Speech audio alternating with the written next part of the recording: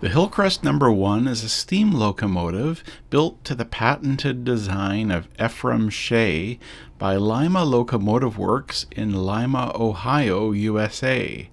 This locomotive is a 24-ton Class-B model Shay. That means 3 cylinders and 2 trucks, and its actual present-era weight is around 28 tons. This Shay was built by Lima in 1920 as a narrow-gauge, oil-burning stock model. She was construction number 3147. Hillcrest Lumber Company on Vancouver Island was looking for a new standard gauge small locomotive, and they ordered this one, pending a conversion at the Ohio factory to standard gauge and wood burning.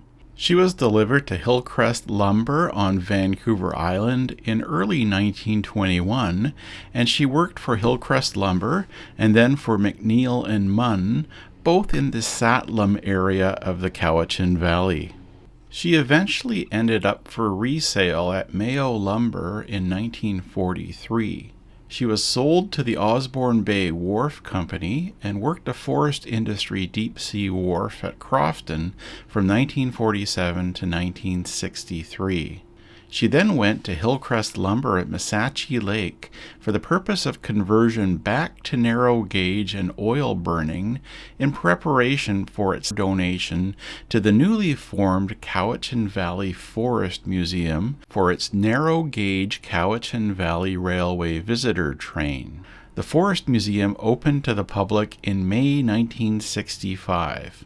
The Hillcrest Number 1 was one of the steam locomotives that regularly pulled a visitor train at the Forest Museum, and it did this from the late 1960s until the late 1990s.